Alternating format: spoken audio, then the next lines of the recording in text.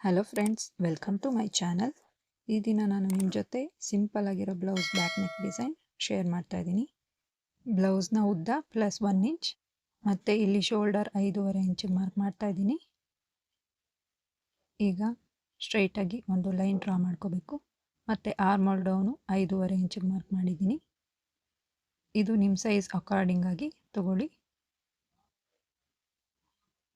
ಈಗ ಇಲ್ಲಿ ಚೆಸ್ಟ್ನ ರೌಂಡ್ 4/1 ಭಾಗ +2 ಇಂಚ್, ಇಲ್ಲಿ ನಾನು 8 ಇಂಚ್ ತೊಗೊಂಡಿದ್ದೀನಿ ಮತ್ತು 2 ಇಂಚ್ ಎಕ್ಸ್ಟ್ರಾ ತೊಗೊಂಡಿದ್ದೀನಿ ಮಾರ್ಜಿನ್ಗೋಸ್ಕರ. ಈಗ ವೆಸ್ಟ್ನ ರೌಂಡ್ ಮತ್ತು 4/1 ಭಾಗ +1 ಇಂಚ್, ಹಾಗೆ +2 ಇಂಚ್ ಮಾರ್ಜಿನ್ಗೋಸ್ಕರ.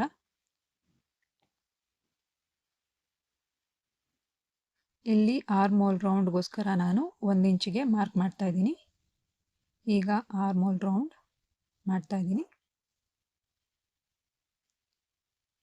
ಈಗ ನಾವು ಡ್ರಾ ಮಾಡಿರೋ ಪ್ರಕಾರ ಕಟ್ ಮಾಡ್ತಾ ಇದ್ದೀನಿ. ನೀವು ನಿಮ್ಮ ಸೈಜ್ ಎಷ್ಟಿರುತ್ತೆ ಅದಕ್ಕೆ 2 ಇಂಚು ಮಾರ್ಜಿನ್ ತೊಗೊಂಡ್ರೆ ಸಾಕು. ಈಗ ನೆಕ್ ವಿಡ್ತು ನಿಮ್ಮ ಇಷ್ಟದ ಅನುಸಾರ ತಗೊಳ್ಳಿ. ಇಲ್ಲಿ ನಾನು 2 ಇಂಚಿಗೆ ಮಾರ್ಕ್ ಮಾಡ್ಕೊಂಡಿದ್ದೀನಿ ಮತ್ತು 10 ಇಂಚ್ ಡೌನ್.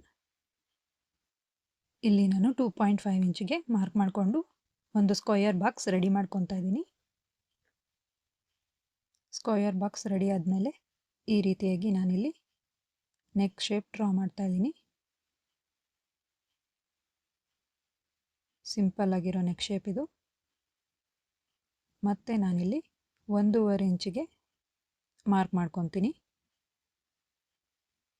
ಪೂರ್ತಿ ನೆಕ್ ಕೂಡ ಮಾರ್ಕ್ ಮಾಡ್ತಾ ಇದ್ದೀನಿ.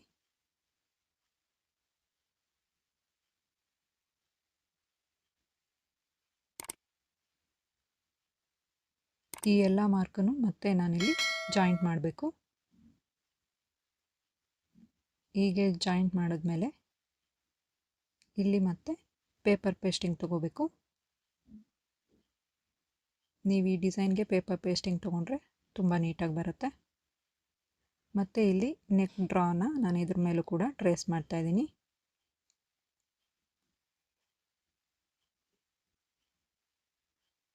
ಈಗ ಡಿಸೈನ್ ಮಾಡಿರೋ ಪ್ರಕಾರ ಕಟ್ ಮಾಡ್ತಾ ಇದ್ದೀನಿ. ನೆಕ್ ಸೈಡ್ ಕೂಡ ಇದೇ ಥರ ಕಟ್ ಮಾಡ್ಕೋಬೇಕು. ಈಗ ನಾನಿಲ್ಲಿ ಮೇನ್ ಪೀಸ್ ಜೊತೆ ಲೈನಿಂಗ್ ಪೀಸ್ನು ಕೂಡ ಕಟ್ ಮಾಡ್ಕೊಂಡಿದ್ದೀನಿ. ಈಗ ಇಲ್ಲಿ ಕಾಂಟ್ರಾಸ್ಟ್ ಕಲರ್ ಪೀಸ್ ತಗೊಂಡು ಈ ರೀತಿಯಾಗಿ ಪಿನ್ ಮಾಡ್ಕೊತಾ ಇದ್ದೀನಿ. ಸೆಂಟರಲ್ಲಿ ಕಟ್ ಮಾಡಿರೋ ನೆಕ್ ಪೀಸ್ನ ಈ ರೀತಿಯಾಗಿ ಇಟ್ಕೊಂಡ್ರೆ ನೆಕ್ಕು ತುಂಬ ಬ್ರಾಡ್ ಆಗೋದಿಲ್ಲ, ನೀಟಾಗಿ ಫಿನಿಶಿಂಗ್ ಬರುತ್ತೆ. ಈಗ ಇಲ್ಲಿ ಪೇಪರ್ ಪೇಸ್ಟಿಂಗ್ನ ನೀವು ಐರನ್ ಮಾಡಿ ಕೂಡ ಅಂಟಿಸ್ಬೋದು, ಇಲ್ಲದೇ ಇದ್ದರೆ ಇಲ್ಲಿ ಈ ಥರ ಸ್ಟಿಚ್ ಕೂಡ ಹಾಕ್ಬೋದು. ನಾನಿಲ್ಲಿ ಸ್ಟಿಚ್ ಮಾಡ್ತಾ ಇದ್ದೀನಿ.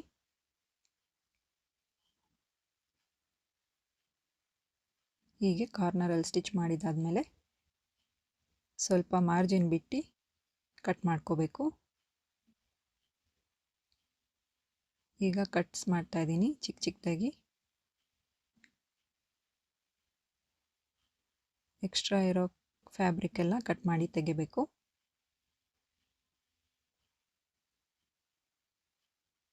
ಈ ಥರ ಪೇಪರ್ ಪೇಸ್ಟಿಂಗ್ ಕಟ್ ಆಗಬಾರ್ದು ಫ್ರೆಂಡ್ಸ್, ನೀಟಾಗಿ ನೋಡಿಕೊಂಡು ಕಟ್ ಮಾಡ್ಕೊಳ್ಳಿ.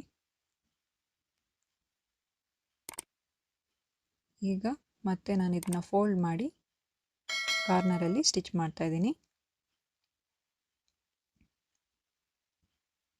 ಇದಕ್ಕೆ ಸೇಮ್ ಕಲರ್ ಥ್ರೆಡ್ ಹಾಕಿ, ಇಲ್ಲದೇ ಹೋದರೆ ಹೊರಗಡೆ ಕಾಣಿಸುತ್ತಿದ್ದು.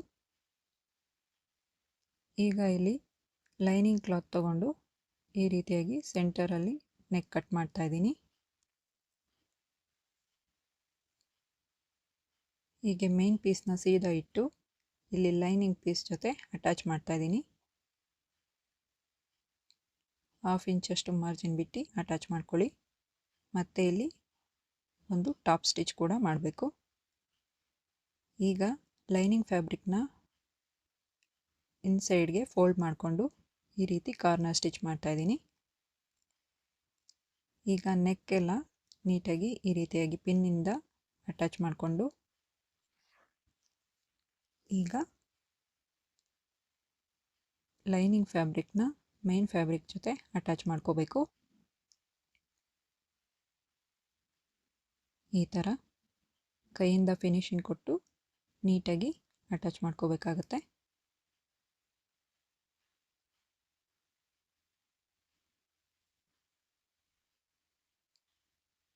ಮತ್ತು ಇಲ್ಲಿ ಎಕ್ಸ್ಟ್ರಾ ಇರೋ ಫ್ಯಾಬ್ರಿಕ್ನೆಲ್ಲ ಕಟ್ ಮಾಡಿ ತೆಗಿಬೇಕು.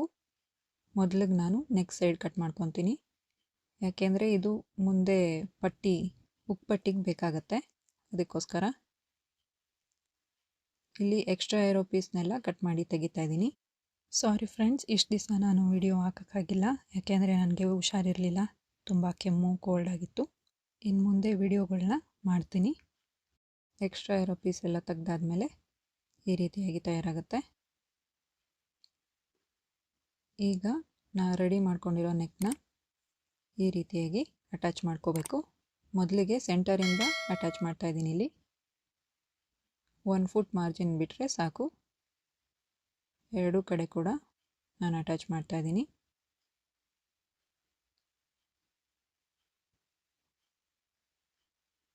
ಈಗ ಇಲ್ಲಿ ಚಿಕ್ಕ ಚಿಕ್ಕದಾಗಿ ಕಟ್ಸ್ ಮಾಡಬೇಕು. ಪಾಯಿಂಟ್ ತಿರುಗೋ ಜಾಗದಲ್ಲೆಲ್ಲ ನೀಟಾಗಿ ಕಟ್ಸ್ ಮಾಡಿದ್ರೆ ನೀಟಾಗಿ ಟರ್ನ್ ಆಗುತ್ತೆ, ಫಿನಿಶಿಂಗ್ ಕೂಡ ನೀಟಾಗಿ ಬರುತ್ತೆ.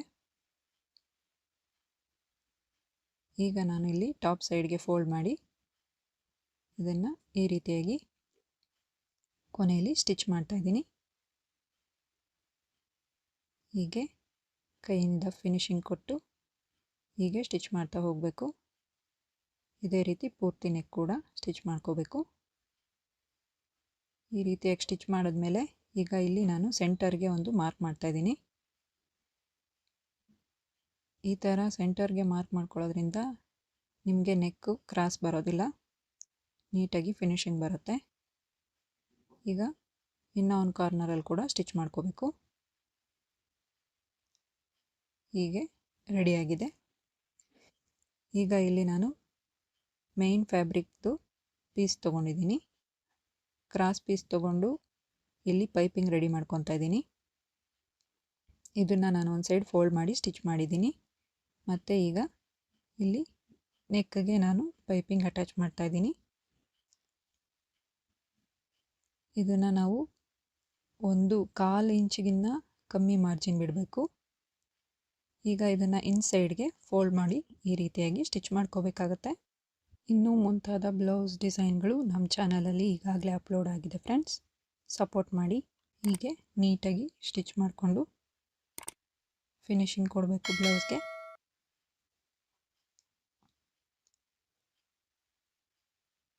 ಈಗ ಎಕ್ಸ್ಟ್ರಾ ಇರೋ ಫ್ಯಾಬ್ರಿಕ್ ಎಲ್ಲ ಕಟ್ ಮಾಡಿ ತೆಗಿತಾ ಇದ್ದೀನಿ. ಇಲ್ಲಿ ನಾನು ಗೋಲ್ಡ್ ಕಲರ್ ಲೇಸ್ ತೊಗೊಂಡಿದ್ದೀನಿ.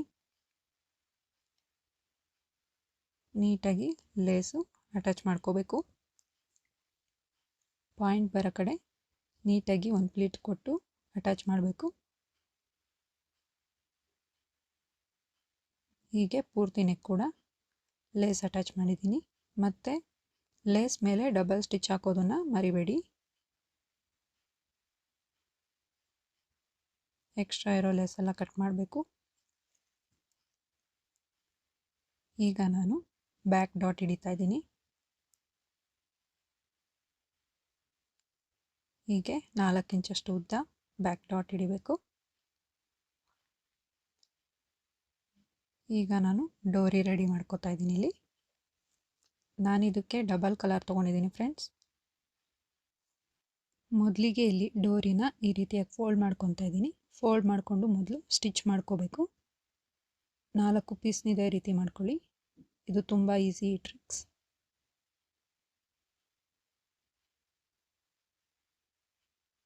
ಈಗ ಒಂದ್ರ ಮೇಲೆ ಒಂದಿಟ್ಟು ಈ ರೀತಿಯಾಗಿ ಸ್ಟಿಚ್ ಮಾಡ್ಕೊಂಬಿಡಿ. ಮೊದಲು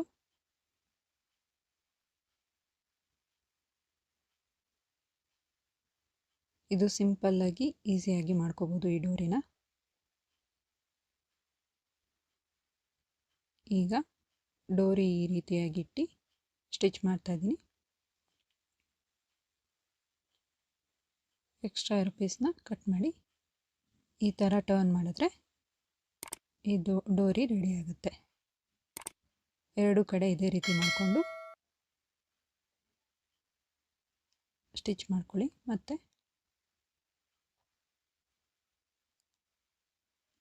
ನೋಡಿ ಫ್ರೆಂಡ್ಸ್, ಈ ರೀತಿಯಾಗಿ ತಯಾರಾಗಿದೆ. ಎಕ್ಸ್ಟ್ರಾ ಇರೋ ಪೀಸ್ನ ಈ ರೀತಿಯಾಗಿ ಕಟ್ ಮಾಡ್ಕೋಬೇಕು. ಈಗ ಸೆಂಟರ್ಗೆ ಕಟ್ ಮಾಡಿಕೊಂಡು ಇದನ್ನು 2 ಇಂಚಷ್ಟು ಬಿಟ್ಟು ಅಟ್ಯಾಚ್ ಮಾಡ್ಕೋಬೇಕು. ಹೀಗೆ ಎರಡು ಕಡೆ ಕೂಡ ಇದೇ ರೀತಿ ಅಟ್ಯಾಚ್ ಮಾಡ್ತಾ ಇದ್ದೀನಿ.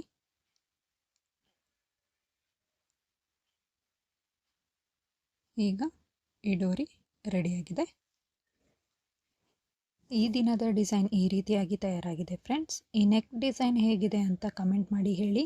ವಿಡಿಯೋ ಲೈಕ್, ಶೇರ್ ಮಾಡಿ, ಚಾನಲ್ನ ಸಬ್ಸ್ಕ್ರೈಬ್ ಮಾಡೋದು ಮರಿಬೇಡಿ. ಧನ್ಯವಾದ.